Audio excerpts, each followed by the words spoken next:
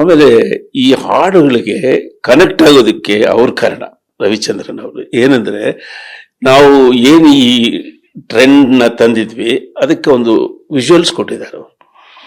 ಆ ವಿಜುವಲ್ಸೇ ಇದಕ್ಕೆ ಬಹಳ ಮುಖ್ಯವಾದ ಕಾರಣ. ಆ ಹಾಡು ಬಂದ ಕೂಡಲೇ ಅವರು ಆ ವಿಜುವಲ್ಸ್ ಕನೆಕ್ಟ್ ಆಗ್ತಾರೆ. ಅಲ್ಲಿ ರವಿ ಸರ್ ಏನ್ ಮಾಡಿದ್ದಾರೆ, ಬ್ಯೂಟಿ ಕ್ರಿಯೇಟ್ ಮಾಡಿದ್ದಾರೆ. ಎಲ್ಲೂ ಅಗ್ಲಿನೆಸ್ಸೇ ತೋರಿಸಿಲ್ಲ ಅವರು. ಆಕ್ಚುಲಿ ಹೆಣ್ಣನ್ನ ಅವರಷ್ಟು ಬ್ಯೂಟಿಯಾಗಿ ಯಾರು ತೋರಿಸಲ್ಲ ಅಂತ ನನ್ನ ಅಭಿಪ್ರಾಯ. ರಾಜ್ ಕಪೂರ್ ಆ ಥರ ಮಾಡೋರು, ಇವರು ಅದೇ ಥರ ಮಾಡೋರು. ಸೊ ಆ ಕನೆಕ್ಟಿವಿಟಿಯಿಂದ ಈ ಹಾಡು ಟ್ರೆಂಡಲ್ಲಿದೆ. ಬಹುತೇಕ ಎಲ್ಲವೂ ಒರ್ಜಿನ್ ಆಗಿದೆ ಅಂತ ನನ್ನ ನಂಬಿಕೆ. ಇಳಯರಾಜ ಸರ್ ಬೇಕಷ್ಟು ಮಾಡಿದ್ದಾರೆ, ನಾನು ಅದನ್ನ ಕೇಳ್ತೀನಿ, ಇಲ್ತಾರಲ್ಲ.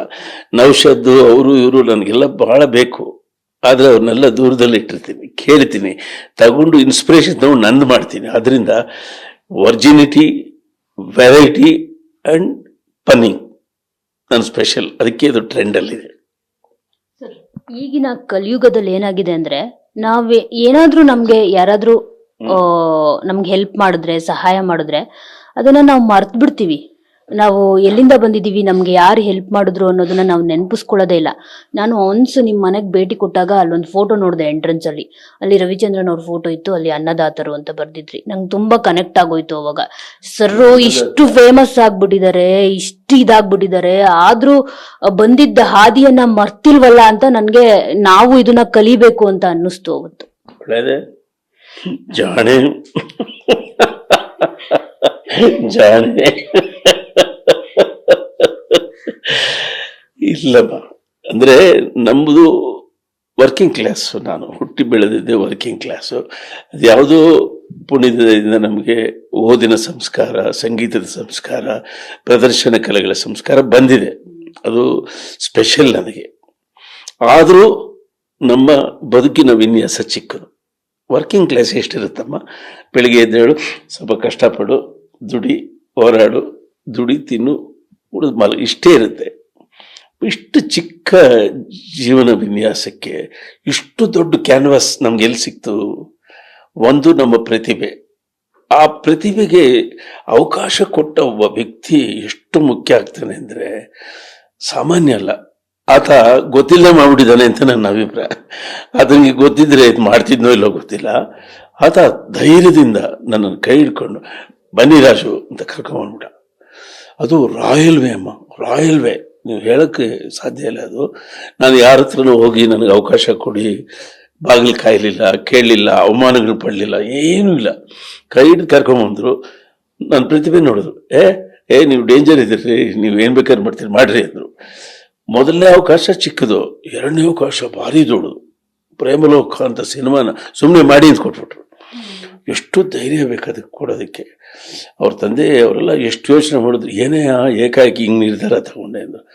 ನೋಡಿ ಅಂದರು, ಅದು ಮಾಡಿದ್ವಿ. ಅಂದರೆ ಅಷ್ಟು ಧೈರ್ಯವಾಗಿ ನಮಗೊಂದು ಅವಕಾಶ ಕೊಟ್ಟರಲ್ಲ. ಆ ಅವಕಾಶ ಕೊಟ್ಟ ಕಾರಣವೇ ಹಂಸಲೇಖ ಇವತ್ತು.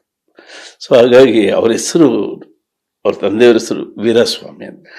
ಅವ್ರಿಗೆ ಹೆಸರೇನಿದೆ ಗೊತ್ತಾ? ಮಿದಾಸ್ ಟಚ್ ಅಂತ.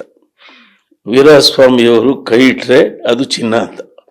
ಯಾವುದೇ ಸಿನಿಮಾ ಆಗಲಿ, ಪ್ರಾಜೆಕ್ಟ್ ಆಗಲಿ, ಡಿಸ್ಟ್ರಿಬ್ಯೂಷನ್ ಆಗಲಿ, what ever it may be, ಅದು ಮುಟ್ಟಿದ್ರೆ ಚಿನ್ನ ಅಂತ. ಸೊ ಅವರಂದರು, ಹಂಸಲೇಖ ಬನ್ನಿ, ಇವರ ಪ್ರಿನ್ಸಿಪಲ್ ಮ್ಯಾನ್, ನನ್ನ ಮಗ ನಿಮ್ಮನ್ನ ಎಲ್ಲೋ ಇದ್ದ ಒಂದು ರತ್ನವನ್ನು ತಂದು ಈಚೆ ತಂದ್ಬಿಟ್ಟಿದ್ದಾನೆ. ನನಗೆ ನಿಮ್ಮನ್ನು ಕಂಡ್ರೆ ಬಹಳ ಇಷ್ಟ. ಸೆಂಟಿಮೆಂಟ್ಸು ಇತ್ಯಾದಿಗಳೆಲ್ಲ ನಿಮಗೆ ಚೆನ್ನಾಗಿ ಗೊತ್ತಿದೆ. ನನ್ನ ಮಗನ ಜೊತೆಲಿ ಕೆಲಸ ಮಾಡಿ ನನಗೆ ನೀವು ನೆನಪಲ್ಲಿ ಇಟ್ಕೊಳ್ಳಿ ಅಂತ ನನಗೊಂದು ಫೋಟೋ ಕೊಟ್ಟರು. ಒಂದು ಪ್ರೇಮಲೋಕ ಅವಾರ್ಡ್ ತಗೊಳ್ಳುವಾಗ ಅವರೇ ಕೊಟ್ಟಿದ್ರು ಆ ಫೋಟೋವನ್ನ, ನೀವು ಇಟ್ಕೊಳ್ಳಿ ಅಂತ. ನನಗೆ ಅದು ನೋಡಿದಾಗೆಲ್ಲ ಅನಿಸೋದು, ಇವರು ವೀರಸ್ವಾಮಿ ಅಲ್ಲ, ನಮಗೆ ಅನ್ನ ಕೊಟ್ಟ ಸ್ವಾಮಿ ಅಂತ. ಸರಿ, ಅವ್ರ ಫೋಟೋ ಹಾಕಿದ್ದೆ. ನನ್ನ ಗೆಳೆಯ ಒಬ್ಬ, ಯಜಮಾನ್ರು ಇವ್ರು ತಾನೆ ನಿಮಗೆ, ಸರಿ ಅವ್ರ ಫೋಟೋನು ಹಾಕಪ್ಪ ಅಂದ್ಬಿಟ್ಟು, ಈ ಕಡೆ ರವಿಚಂದ್ರನು, ಆ ಕಡೆ ವೀರಸ್ವಾಮಿ ಅವರು, ಕಡೆ ನಾನು, ನಮಗೆ ಅನ್ನ ಕೊಟ್ಟ ಸ್ವಾಮಿ ಅವರೇ. ನೋಡಿ, ಈ ಚಿಕ್ಕ ಜೀವನದಲ್ಲಿ ಇಷ್ಟು ದೊಡ್ಡ ಜೀವನ ಆಯ್ತಲ್ಲ. ನಾವು ಮೂವರೇ ಸಿಕ್ಕೋದು. ನನ್ನ ಸಂಗಾತಿ ನನ್ನ ವೈಫು, ನನ್ನ ಮ್ಯೂಸಿಕ್ ಸಂಗಾತಿ SPB, ನನ್ನ ಸಿನಿಮಾ ಸಂಗಾತಿ ರವಿಚಂದ್ರ. ಮುಗಿದೋಯ್ತಲ್ಲಮ್ಮ. ಮೂರು ಬೆಳಕುಗಳು ಈ ಲೈಫ್ನ ಕಟ್ಟಿಕೊಟ್ಟಿದೆ. ಅದಕ್ಕೆ ತಿರುಗಿ ನೋಡಬೇಕು. ತಿರುಗಿ ನೋಡಿದಾಗ ನಾವೆಲ್ಲಿಂದ ಬಂದ್ವಿ ಅಂತ ನಮ್ಗೆ ಗೊತ್ತಿರುತ್ತೆ. ಅದರ ನೆನಪಿದ್ರೆ ಮೂಲ ಅರಿ ಮೊದಲ ನೆನಿ ಅಂತ.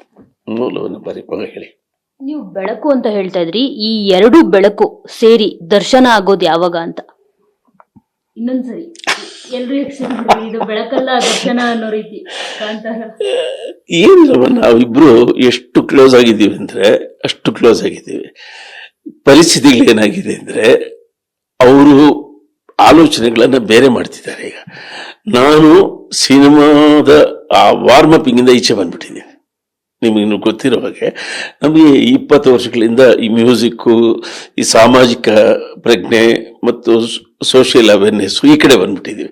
ಅವ್ರಿಗೆ ಗೊತ್ತಿದೆ ನಾನು ಇವಾಗ ಟೈಮಿಂಗ್ನಲ್ಲಿ ಇಲ್ಲ ಅಂತ. ಅವರು ನನ್ನ ಮಾತು ಕೇಳಲ್ಲ ಅಂತ ನನಗೂ ಗೊತ್ತಿದೆ. ಆದ್ರಿಂದ ನಾವು ಫ್ರೆಂಡ್ಸ್ ಆಗಿರೋದು ಅದ್ಭುತವಾದ ವಿಷಯ. ಮತ್ತೆ ನಾವು ಮಾಡಿಟ್ಟಿರೋ ಕೆಲಸಗಳು ಎಲ್ಲರೂ ಹೊಗಳುತ್ತಿದ್ದಾರೆ, ಅದು ಚೆನ್ನಾಗಿದೆ. ಅಕಸ್ಮಾತ್ ನಾವು ಇಬ್ರು ಸೇರಿ ಮಾಡಲೇಬೇಕಾದ ಕೆಲಸ ಎಂದಿದ್ರೆ ಮಾಡೇ ಮಾಡ್ತೀವಿ. ಅದಕ್ಕೆ ಅವ್ರದ್ದು ಅಭ್ಯಂತರ ಇಲ್ಲ, ನಂದು ಅಭ್ಯಂತರ ಇಲ್ಲ. ಸದ್ಯಕ್ಕೆ ಅವರೊಂದು ದೊಡ್ಡ ಪ್ರಾಜೆಕ್ಟ್ ಕೈಲಿ ಇಟ್ಕೊಂಡಿದ್ದಾರೆ, ಪ್ರೇಮಲಕ್ಕ 2 ಅಂತ ಮಾಡಬೇಕು ಅಂತ. ಅದನ್ನು ಅವ್ರು ಸಕ್ಸಸ್ ಮಾಡಬೇಕು ಅಂತ ಆಟ ಆಡ್ತಿದ್ದಾರೆ. ಅದ್ರ ಬೆನ್ನಲ್ಲಿ ನಾವಿದ್ದೀವಿ. ಅದು ಗೆಲ್ಲಿ, ಮೊದಲು ಗೆಲ್ಲಿ, ಆಮೇಲೆ ನೋಡೋಣ.